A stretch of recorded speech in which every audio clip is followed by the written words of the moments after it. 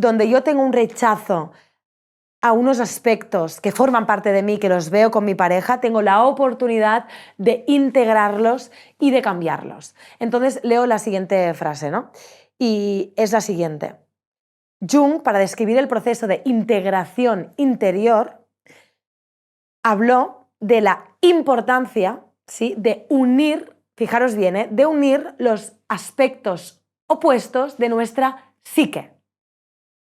Aspectos opuestos de nuestra psique. Todos los tenemos, os guste o no, ¿de acuerdo? Todos que tenemos opuesto en nuestra psique, masculino, femenino. Lo emocional, lo racional. Lo consciente, lo inconsciente. Estamos hechos de opuestos. Y esta fragmentación que sucede en mis opuestos internos, no hablo del otro, ahora solo hablo de mí, internos, estos opuestos generan ese sufrimiento y generan esas experiencias de dolor que vivo externamente. Por eso es tan importante que estos opuestos, es cuando hablamos de la integración, ya no son opuestos, sino se integran. ¿Y se integran qué quiere decir? Lo que os decía, ahora me permito ser esto, ahora me permito ser aquello, ¿no? Pongo un ejemplo. Yo cuando conocí a David, yo en ese momento que lo conocí, no ahora, en ese momento, yo tenía, como mujer, yo era muy dominante, ¿sí? Era muy dominante, era una persona que siempre seguía mi propio criterio, no tenía en cuenta la opinión del hombre, es decir, en este caso de David, ¿vale? Era súper determinante, etc. David tenía el rol más de sumisión, ¿no? De tener más en cuenta mi criterio, de escucharme más, de, bueno, vale, pues sí, tienes razón, pues seguimos tu criterio, ¿no? Vale. Con el tiempo, yo me he permitido, porque lo juzgaba, luego os lo explicaré, lo juzgué cuando era pequeña en mi madre, juzgaba que una mujer fuera sumisa. Porque observé el sufrimiento que esto podía causar. Entonces yo me construí como una mujer dominante. ¿Sí? Entonces, cuando yo observaba, ¿no?, la sumisión de mi mamá, ¿qué sucedía ahí? Cómo se arrastraba en solo satisfacer las necesidades de su marido y nunca jamás preguntarse a ella qué necesito o qué pienso o cuál es mi criterio en esta situación. No siempre tenemos que aplicar automáticamente el criterio en ese caso, en mi casa, cuando yo era pequeña, del hombre, ¿no? Entonces ella siempre se seguía el criterio del hombre, que necesita en ese caso el marido de mi madre, etc. Y mi madre era una sumisión absoluta. Es que yo me acuerdo incluso de llegar a ver, cuando era muy pequeña, que llegaba el marido de mi madre en casa y mi madre lo atendía, ¿no?, con un aperitivo, con una bebida, como si fuera el ministro, como si fuera un presidente que llega a un lugar y tienes que rápido darle la comida para... O sea, hola, no sé, ¿no? Entonces, claro, yo me construí totalmente en lo opuesto, o sea, tanto en lo opuesto que cuando conocí a David y nos fuimos a vivir por primera vez juntos en un piso, el primer día que yo estaba viviendo ahí con él, lo llamo, David, ¿qué pasa tal? No, es que no sé cómo va la cocina, es que no sé cómo funciona la cocina. ¿Cómo que no sabes cómo encender el fuego? No, es que yo no sé cocinar. ¿Qué coño? Pues ahora, apretas esto, pones el aceite, o sea, es fácil, tía, ¿sabes? Y yo, ya, vale, ¿me lo puedes hacer tú, por favor? Es que odio cocinar. ¿Me explico? Y él, vale, pues ya te hago yo la cena, tranquila, pam, y me la hacía él, ¿me explico? Entonces, ¿por qué explico esto? Porque, claro, yo me construí en ser sumisa es joderte la vida. Te van a hacer daño. Porque luego es lo que yo vi en mi mamá, que le eran infiel, pasaban una serie de cosas, y claro, en mi juicio de pequeñita, mi interpretación en ese momento es, ostras, todo esto es por eso que hacía.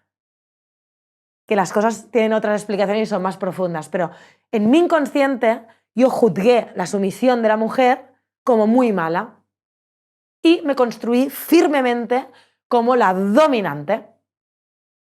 Y eso es una cárcel, ha sido una cárcel para mí durante mucho tiempo. Y gracias a este proceso, a esta unión alquímica con David, con mi pareja, yo he podido soltar, reconocer en mí la necesidad de ser guiada, de ser acompañada, de que se me sostenga, de que en muchas ocasiones se me diga el criterio y yo tener en cuenta el criterio y hacer caso. Y no siempre solo cargar con yo aquí llevo el timón de las cosas y yo aquí llevo el peso de todo, yo soy la fuerte, aquí se hace, porque esto es mucha soledad también. Y eso no quiere decir que yo, durante todo este proceso, en momentos, yo elija y diga a David, no, esto es así y punto. Y me lo permita. Esto, pam. Y en otras ocasiones, diga, David, encárgate tú de esto porque yo no puedo. No llego, me supera emocionalmente. Confío en tu criterio, confío en ti. Yo me acuerdo, por ejemplo, cuando nació mi segundo hijo, que yo había estado muy enferma y tal, tuve un problema embarazada. Claro, yo no podía casi ni andar durante muchos meses, estuve muy mal. Me hizo aprender mucho esa experiencia, ¿no? Muchísimo. Y claro, yo ahí dependía 100% de David, pero 100%, o sea, yo que me había construido en la mujer independiente, la que decide su vida, la que hace lo que le da la gana, la que no le imponen nada, la que no escucha porque no necesita escuchar porque ya sabe, etcétera, ¿no? Ostras, de repente necesité que el hombre me salvase, porque es que yo creo que la hubiera palmado literalmente si hubiera tenido que vivir sola todo lo que me estaba sucediendo. Entonces, ostras, de repente tuve el gran regalo de experimentarme a mí misma como débil, como una persona que necesitaba ser sostenida, guiada, tener en cuenta el criterio de su pareja, flexibilizarme. Ahora me está viniendo una imagen, digo, ¿la comparto o no? Venga, va, la comparto. Tengo una imagen de yo acabada de parir, ya te digo, me operaron del riñón porque tenía una piedra, pero también cesárea, o sea, en menos de 48 horas me hicieron 2 operaciones, bueno, se me infectó luego, o sea, un posparto de mierda, bueno, horrible. Y claro, me acuerdo con mi hijo, ¿vale? Que encima, el bebito, tenía un tema de frenillo, ¿vale? Que le tenían que cortar el frenillo porque lo tenía corto, entonces no podía mamar bien porque yo quería dar el pecho, bueno, una serie de circunstancias que de repente ahí en el hospital le cortaron el frenillo, que es una tontería en verdad, no es nada grave. Pero bueno, en el show que yo tenía, para mí eso fue como un drama en ese momento, ¿no? Y le cortaron el frenillo a mi bebé y empezó a sangrar, ¿vale? Nada grave, era normal. Pero bueno, yo me acuerdo en ese momento me superó la situación de coger al bebé y decirle a David, ten, ¿sabes? O sea, me voy. O sea, ya no puedo sostener más esta situación, o sea, me está superando todo lo que me está pasando, o sea, no doy para más, ocúpate de mi hijo. ¿Sabes? En plan, suelto el control de todo y ahora mismo tú tienes el control y las riendas de nuestra familia, ¿vale? Porque yo ahora mismo no valgo para nada, ¿vale? Ya está. Entonces, claro, esto, si no hay este movimiento de roles según las etapas y esta flexibilidad psíquica de ahora soy un poco esto, ahora soy un poco lo otro, ahí es cuando la relación de pareja fracasa. Porque entonces no hay evolución, no hay proceso de individuación. Cuando uno se queda rígido, imaginaros que David, como hombre, dice, no, se asusta. No, tete, el bebé, no, yo no sé qué hacer, tete, ocúpate tú. Y sigue de alguna manera inconsciente pidiéndome que yo lleve las riendas. ¿Qué me hubiera pasado a mí? Algo se rompe ahí, porque yo estoy haciendo un proceso donde yo me estoy permitiendo como mujer sentirme débil, sentirme que necesito ayuda, que me sostengan, que tal, que yo no puedo con todo, etcétera, que me guíen, que me digan dónde tengo que ir, qué tengo que hacer, porque estoy perdidísima. Si yo en ese momento no encuentro al otro lado un hombre donde dice, tranquila, yo decido, ¿Operamos al niño, no operamos al niño? Tranquila, yo decido, vamos al fisio, no vamos al fisio, le vamos a dar este medicamento, vamos a hacer esto. Tú tranquila, despreocúpate. Si yo no encuentro esta energía de David, dominante en ese momento, David no estaría acompañando mi proceso de individuación. No estaría acompañando mi integridad psíquica. No estaría acompañando lo que yo necesito hacer, esta integración interna que yo necesito y que es tan importante. Porque con la conducta de David me hubiera obligado a seguir siendo yo ese rol dominante. La que decide, la que dice lo que hay que hacer, la que aguanta, la que no sé qué, Pero ¿qué sucede? ¿No? Que esto también es un gran error. Sucede que en las relaciones de pareja nos pensamos, equivocadamente, que empezamos de cero. ¿No? Tú vas por el universo, eres como un papel en blanco y de repente pues tienes buena suerte o mala suerte. Eso es lo que pensamos y no, es un gran error. Atraemos lo que somos, lo que necesitamos en ese momento. Entonces, no empezamos desde cero. Empezamos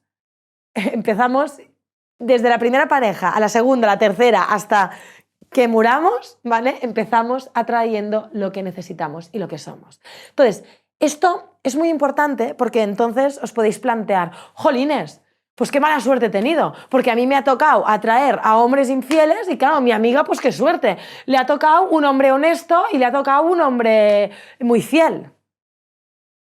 Todas o todos podemos caer en este tipo a veces de comparaciones, desde el ego, ¿no? De joder, qué mala suerte tengo yo, ¿no? Pues vaya mi inconsciente. Ostra, tú, pues todo lo que tengo que aprender, qué mala suerte, ¿no? Vale. Pues en todo este peso que cargamos de nuestras relaciones, en todo este peso, hay dos tipos de peso que quiero que voy a intentar dejar claro de una manera resumida, ¿de acuerdo? Hay dos tipos de peso. El peso heredado y el peso aprendido por nuestra propia experiencia. Existe lo que se llama la epigenética, ¿vale? La epigenética es que en tus genes, de nuestro ADN, no solo hay información de tu color de pelo, tus ojos y si eres más así o más allá. No. Hay información de todo tipo, toda la que os podéis imaginar, sobre la vida misma, sobre la experiencia misma. Entonces, también tenemos información de traumas emocionales de nuestra familia, de nuestros ancestros, de experiencias emocionales que nos preceden de nuestro sistema familiar. ¿Sí? Entonces, voy a poner un ejemplo sobre esto, ¿vale? Para no entrar en mucha teoría que puede ser muy densa. Ejemplo fácil, ¿vale? Imaginaros una mujer que desde que es muy joven no tiende a tener muchas relaciones sexuales, más bien pocas. Y cuando tiene algún novio, lo que sea, esto es un caso real, ¿eh? Y cuando tiene algún novio, lo que sea, prefiere ir al cine a ver una película que tener relaciones sexuales con el hombre. Esto puede parecer llamativo, ¿no? Porque desde fuera, para quien tenga otra historia, pueda decir, hombre, pero tan joven y que no disfrute el sexo, pobre mi arma, ¿no? Hostia, no sé, al final el sexo pues no deja de ser una energía más, nuestra propia biología y una función más que tenemos, ¿no? Algo pasa ahí, ¿no? Estaríamos de acuerdo, ¿no? Que una mujer joven, ostras, nunca quiere tener sexo y cuando tiene novio, prefiere ir al cine, comer palomitas que un buen meneíto, ¿no? Entonces, algo pasa ahí, ¿no? Podríamos pensar. Bueno, cuando tú indagas en su historia, descubres que la abuela materna de esa persona, cuando era muy joven, se casó con su abuelo, ¿no? Y este señor, cada vez, ¿vale? Ahora estaríamos hablando de hace 80 años atrás, ¿vale? Que el mundo también era muy diferente, ¿eh? O 90 años atrás. Pero bueno, cada vez que comía, después de comer, había la tradición de que se tenía que hacer sexo. Y su abuela, en la gran mayoría de veces, claro, imaginaros, el sexo no puede ser una imposición de cada día de 3 a 4, toca. No, yo creo que a esto no le gustaría a casi nadie, ¿no? Pero bueno, en ese caso su abuela pues se obligó durante muchos años a tener esas relaciones sexuales, que las vivía como obligadas, y dentro de esas relaciones sexuales este abuelo le exigía a su abuela de hacer prácticas incómodas. Vamos a dejarlo así porque me explicó detalles que ahora tampoco hace falta explicar, ¿vale? Pero bueno, eran prácticas sexuales pues extremistas, podríamos decir, ¿vale? Donde la abuela pues lo pasaba muy mal, ¿vale? Y no le gustaba, pero se obligaba, ¿de acuerdo? Entonces, a veces, ¿no? Gente muy joven que no ha generado experiencia propia en términos sexuales, ¿no? Como para tener algún trauma o como para, ¿no? Como para poder explicar el para qué se escapa del sexo de esta manera, ¿no? Pues podemos tener herencias, ¿no? Que aquí en Enrique Corbera Institute lo llamamos herencias emocionales, ¿no? Nos gusta llamar, pero bueno, aquí podríamos hablar, como os digo, de epigenética, podríamos poner diferentes nombres técnicos y explicarlos en más detalle, pero en definitiva o sea, es información, ¿no? Nosotros siempre explicamos que la información no se destruye, ¿no? Igual que, por ejemplo, muchas personas tienen fobia a las arañas y no sabemos por qué, ¿no? A mí me pasa, ¿no? Que a veces he tenido fobia a animales o a cosas que dices, pero si yo en mi vida no he tenido ninguna experiencia con esto para yo tener como esta versión, ¿no? Que lo justifique. ¿Por qué? Ajá, porque, oye, no se transmiten solo, como he dicho, el color de pelo que tenemos o los ojos que tenemos, no, se transmite años y años y años de experiencia que, para que se entienda, igual que como humanos se nos ha transmitido, oye, si hay aquí un precipicio, ojo, que como te resbales, caes, la palmas, ¿vale? Esas son experiencias que se transmiten. O la araña, ojo, que si te pica la araña puede tener veneno y la puedes palmar, ¿no? Entonces, eso sería lo mismo, pero en este caso la abuelita le ha transmitido a su nieta, ojo, que el sexo te puede joder la vida, ¿no? Te puede fastidiar la vida y bueno, lo puedes pasar muy mal con el sexo. Entonces, la solución inconsciente de esta persona es no disfrutar del sexo. Por si acaso me alejo el máximo posible de este trauma, porque así me aseguro que no voy a sufrir, como sufrió, en este caso, mi abuela. También existe esa mochila que nos vamos cargando de piedras, ¿no? Paso a paso, en nuestra propia experiencia, en nuestra propia construcción de nuestra personalidad. Nosotros cuando nacemos, todos, desde que nacemos hasta que, ¿no?, vamos madurando y evolucionando, estamos en un sistema familiar, sea el que sea, ¿no? Porque me acuerdo que una vez me preguntaron, ay, si soy adoptado y estaba en un orfanato, bueno, pues tu sistema familiar en ese momento era el orfanato y la cuidadora en ese momento era como tu mamá para tu inconsciente y tus compañeros eran como tus hermanos, ¿me explico? Es decir, hayas vivido donde hayas vivido, todos nos hemos construido nuestra personalidad, hemos elegido un rol y hemos manifestado un rol en un sistema familiar. ¿Sí? Entonces, ¿qué sucede? Que desde que somos muy pequeñitos observamos qué sucede en nuestro sistema familiar y para intentar sobrevivir en ese sistema empezamos a construir una personalidad. Y ahí es donde empezamos a hacer juicios, es donde nos prometemos a nosotros mismos o mismas, esto que veo en mi madre a mí no me va a pasar nunca, o esto que hace mi padre yo no lo voy a hacer nunca. Y ahí es donde empezamos a generar una personalidad donde nos identificamos con unos atributos que nos parecen los mejores en ese sistema, en esa situación, y empezamos a rechazar otros atributos que consideramos que son el problema de nuestro sistema o que son dignos de ser rechazados.